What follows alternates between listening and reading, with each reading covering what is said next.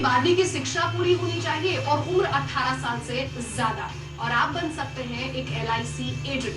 हमारे इस खास कार्यक्रम में आपकी मुलाकात कराएंगे कुछ ऐसे लोगों से जिन्होंने LIC एजेंट के तौर पर अपने करियर की शुरुआत की और आज उनके सपनों को मिली है नई उड़ान। तो स्वागत है आपका एक बार फिर से हमारी इस खास पेशकश में, और आपकी मुलाकात कराते हैं कुछ ऐसे ही सफल LIC एजेंट से।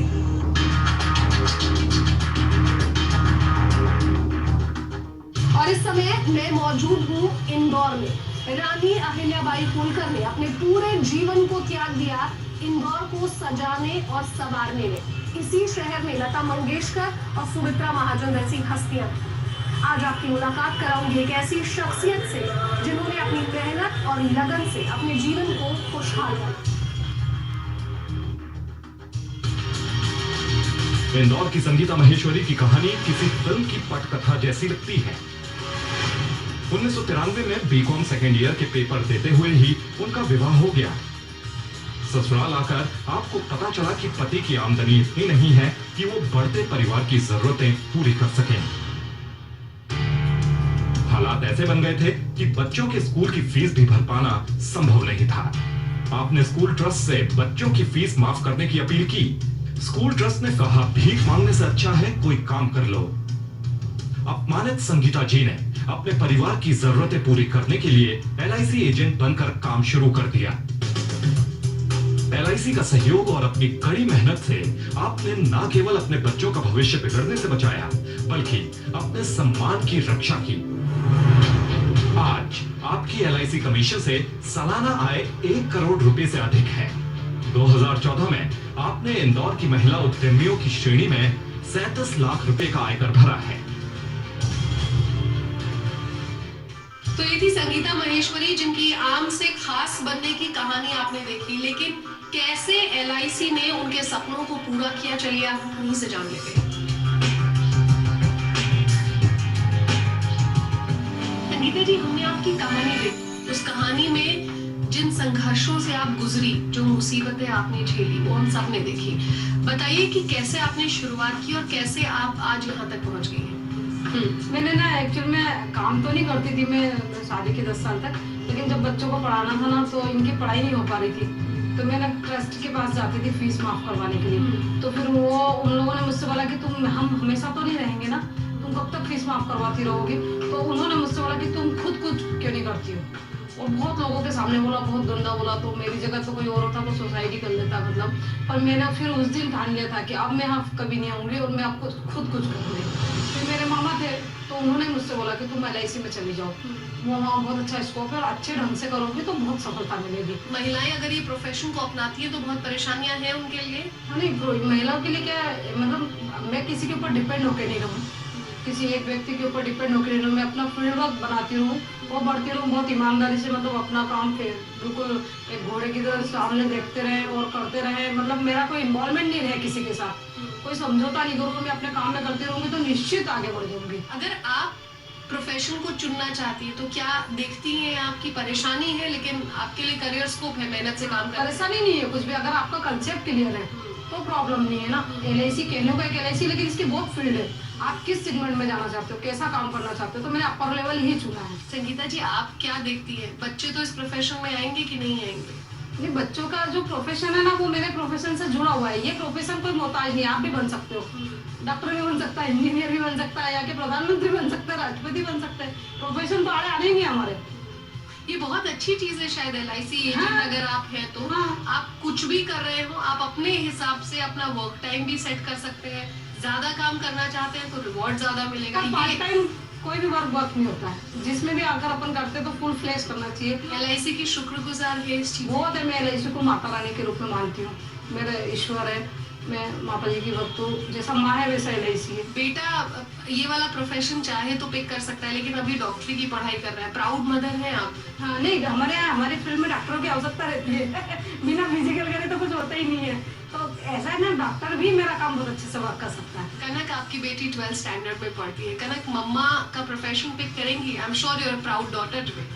Exactly, I am very proud of her. And अगर जब तक मेरा हुआ कि लाइक राइट नाउ तो I am interested in MBA, but still after 12 I am definitely going to pick her profession. चलिए आपके साथ ऑफिस चलते हैं और देखते हैं कि आप ऑफिस में कैसे काम करती हैं।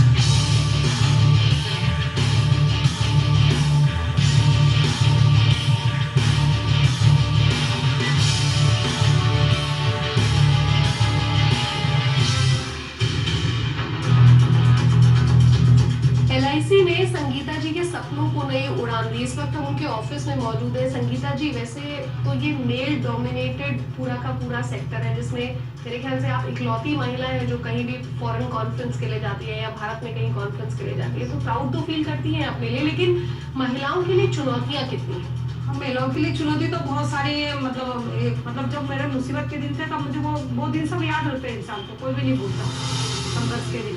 मैं नहीं भूली हूँ, कभी भी नहीं भूली हूँ। मुझे इतनी तकलीफ होती मैं उन दिनों को याद करती हूँ। तो कि मैं मतलब इतना खतरनाक तरीके से मैंने मेहनत की थी कि मैं आपको बता नहीं सकती। मैं जो सुबह एक साड़ी पहनती थी तो शाम तक मैंने कभी ये भी नहीं सोचा कि मैं मुंह धो लूँ या मेरे क्या कहूँ। इधर बच्चों का भी ध्यान रखना, इधर बच्चे डाइवर्ट नहीं हो जाए उसका भी ध्यान रखना, वर्क भी करना, कॉम्पिटिशन भी देखना।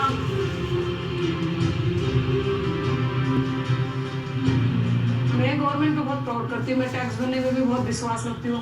मैं 35-37 लाख का टैक्स भी भरा और हमेशा बहुत खुशी होती है मुझे। तो मंदिर में दान देने की बजाय गवर्नमेंट को देंगे तो अपने को 37 लाख रुपए टैक्स भरा? हाँ, मैंने भरा है और मुझे बहुत खुशी होती है। अगला टारगेट क्या देखती हूँ? मुझे मेरा 1 ईयर का मेरा बहुत सपना है कि मैं 1 करोड़ का टैक्स भरूँ। 1 करोड़ का टैक्स भरूँ और मतलब वर्ल्ड में टॉप हो, ऐसा है और होंगी भी। मतलब मेरी स्पीड बहुत ऐसी ही चल रही है। हर महिला के साथ में एक सफलता जुड़ी हुई है। बहुत कैलिबर दिया भगवान ने अपने को। मेरा नहीं रहने पे नहीं, मेरी 10 पीढ़ी के बाद भी राम याद रहे। नहीं, बिल्कुल ऐसा परोपकार भी करना सारे। जैसे कुछ हॉस्टल्स बनवा दे, कुछ कर दे, कुछ बच्चों के लिए कर दे। मेरा बच्चा भी हॉस्टल में पढ़ा तो मैंने भी अभी यहाँ पे अभी माहेश्वरी हॉस्टल बन रही है, इसमें रूम डोनेट करा। मेरी शिक्षा है कि मैं पूरा हॉस्टल बना के दूँ। एक जो महिलाएं कुछ नहीं करती उनके लिए एक बहुत बड़ा ग्रुप बनाऊँ, उनको रहने का भी साधन करूँ और उनसे फिर डेवलप करवाए ना काम। ऐसा मैं समर्पित हूँ। बहुत कम लोगों की ऐसी सोच होती है संगीता जी, और बहुत बहुत शुक्रिया, बहुत थैंक यू। शुक्रिया आपका। बहुत अच्छा लगा आपसे मिलकर। Thank you very much. Thank you very much. Thank you.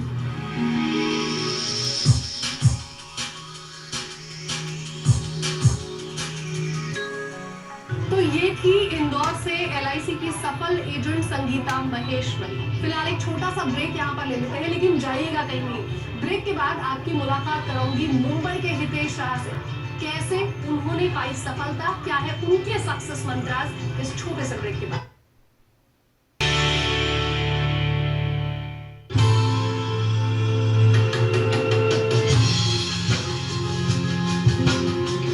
महज 16 साल की उम्र से ही हितेश शाह ने अपनी मेहनत से अपने व्यक्तिगत खर्चों को स्वयं पूरा करना शुरू कर दिया था। आपके पिता भी एलआईसी एजेंट थे और आपने उनकी मदद करनी शुरू कर दी। इसके साथ ही आपने अपने पिता के क्लाइंट्स को आरटीओ टैक्स भरने और मोटर इंश्योरेंस करने की सर्विसेज सिर्फ 50 रुपए के शुल्क पर देनी शुरू कर दी।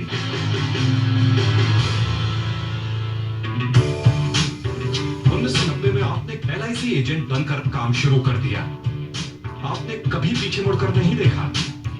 पहले साल अकेले 3 लाख का व्यवसाय करने वाले हितेश शाह की टीम में आज 60 से अधिक लोग काम करते हैं और सालाना नया व्यवसाय 6 करोड़ रुपए के लगभग है। अगर रिन्यूएबल प्रीमियम को आधार माना जाए तो आज वे लगभग 60 करोड़ रुपए से ऊपर प्रीमियम एलआईसी को देते हैं।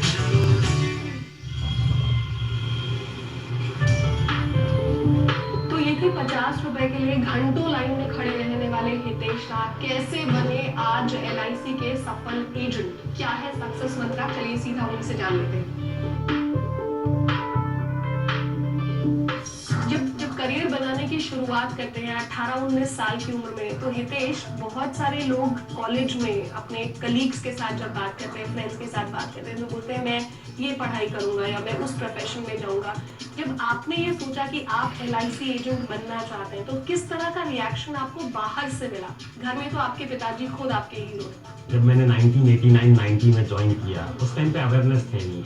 इवन यहाँ तक भी सिचुएशन थी कि जब मेरी एंगेजमेंट हुई 93 में, तब वो मेरे ब्रदर इन लॉ या वाइफ और फियांसी किसी को भी पूछते रहे किससे हुई है एंगेजमेंट, तो वो कहते हुए शर्माते थे कि एक इंश्योरेंस एजेंट के साथ में, बट मेरे इन-लॉज वाले थे वो काफी प्रेजेंटली बोलते थे कि he is into insurance but is one of the top in the country. Always उनको ये बोलना पड़ता था। आज की डेट में वो इश्यूज नहीं है, पहले ये प्रॉब्लम था। तो काफी लोग क्लाइंट में घर में लेडीज ऐसी भी बात करती थी कि मॉर्निंग में बेल बजती है तो डाउट होता है कि दूध वाला आया है या हितेश आया है। हितेश, एक और सवाल जो मेरे जहन में आता है या जब मैं आपके बारे में पढ़ रही थी वो ये कि 50 रुपए के लिए आप आरटीओ टैक्स का फॉर्म भरते थे अपने पिताजी के एजेंट्स का, क्योंकि चाहते थे कि मैं सेल्फ डिपेंडेंट रहूं। तब से लेकर अब तक का सफर कैसे देखते हैं? किसी के छोटे छोटे काम रहते थे, जैसे कि किसी को उस टाइम जमाने में आरटीओ टैक्स हुआ करता था एवरी ईयर, अभी तो वन टाइम टैक्स लेते हैं आरटीओ वाले। तो वो आरटीओ टैक्स के लिए उनको सर्विस प्रोवाइड करता था, 50 रुपीज सर्विस चार्ज लेता था उनसे। लेके यहाँ से साइकिल लेके लोखंड वाला कॉम्प्लेक्स में आरटीओ ऑफिस में जाके वहाँ पे साइकिल पार्क 10 करके किलोमीटर तक का करीब ऑलमोस्ट लोखंड वाला कॉम्प्लेक्स जाके आना 12 किलोमीटर है। तो जाके वापस आके लाइन में खड़े रह के धूप में वो टैक्स भर के और फिर वो 50 रुपए की अर्निंग के लिए आधा दिन एक दिन चला जाता है। मफत लाल जी मेरे साथ हैं। सर, अभी भी बहुत सारे लोग इंश्योरेंस एजेंट को बहुत अच्छी नजर से नहीं देखते हैं। क्या परेशानियां आपको हुई उन दिनों में? मोहल्ले के बुजुर्ग वगैरह जो हुआ करते थे वो बोलते थे कि अरे कहाँ तो फंस गया गवर्नमेंट के ये चक्कर में। 1958 में 400 रुपये सालाना सैलरी थी मेरी, सालाना सैलरी 400 रुपीज़ ओनली। और उसमें मैंने 1 घंटे भी मेहनत नहीं की, वो मैंने कुछ नहीं किया। लोगों को बताइए इसका भी मिलना है, इसका भी मिलना है, लोगों ने यहाँ पर ली और 2,000 के इंश्योरेंस हो गई, 50,000 के काम हो गया और 600 रुपये का चेक में हाथ में शाम को ही आ गया। एक जो चेहरा मेरे साथ अब इस समय देख रहे हैं ये हिना शाह है।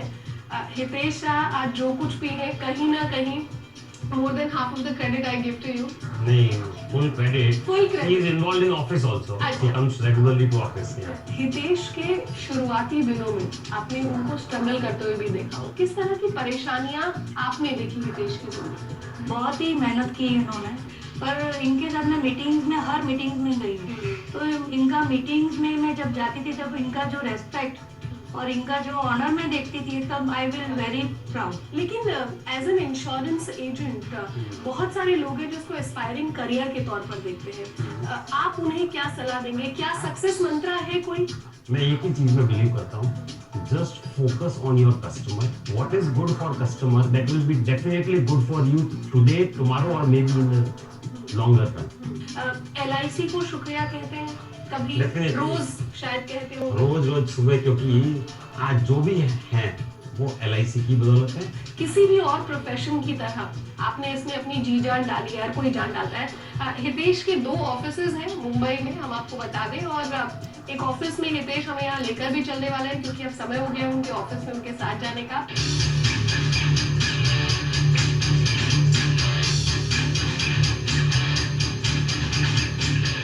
हितेश, करीब 5,000 स्क्वायर फीट का आपका आज ये जो ऑफिस है इतना बड़ा, क्या बाहर से जब लोग आते हैं तो समझ पाते हैं या सोचते हैं कि एक LIC एजेंट का ऑफिस? नहीं, काफी क्लाइंट्स को जो नए लोग आते हैं उनको ये कंफ्यूजन होता है और वो कई बार पूछते हैं दूसरों को जिसके साथ में आए हैं, कुछ नए लोग जो हैं कि are you sure this is the insurance agents office.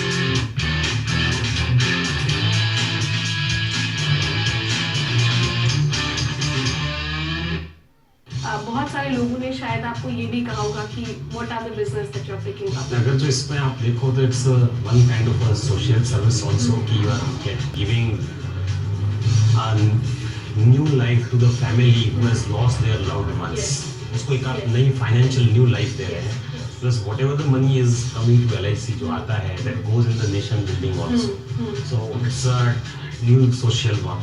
बहुत सारे हमारे व्यूअर्स ऐसे हैं जो LIC एजेंट बनना चाहते हैं, उनको आप क्या कहेंगे और क्या ये पूरा प्रोसेस बहुत डिफिकल्ट तो नहीं है? ईज ऑफ डूइंग बिजनेस अगर जो देखो तो आपको LIC से भी सपोर्ट मिलता है। देयर इज नो लाइसेंस, एक लगता है खाली आपको आईआईटी का 100 घंटे का ट्रेनिंग लेके आप एग्जाम दे दो और आपको तुरंत लाइसेंस मिल जाता है ऑफ डूइंग द बिजनेस। सो एक आप जॉब भी अप्लाई करते हो अगर तो उसका भी रिजल्ट आने को 1 महीना लगता है। यहाँ पे तो 100 घंटे की ट्रेनिंग में आप एजेंट बन सकते हैं। लगता है कि अब स्थिति जब शुरू की थी तब से ज्यादा बेहतर है?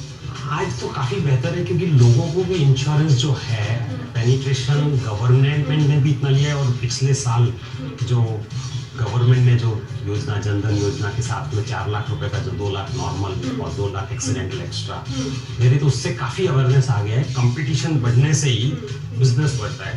आपका सक्सेस जो है वो अच्छी सर्विस के पीछे ही छिपा है। तो मेरी सबसे बड़ी अपील यही रहेगी, कस्टमर्स को आप वर्ल्ड क्लास सर्विस दो, customers will chase you to buy the insurance. बहुत बहुत शुक्रिया हितेश, बहुत अच्छा लगा आपसे मिलकर।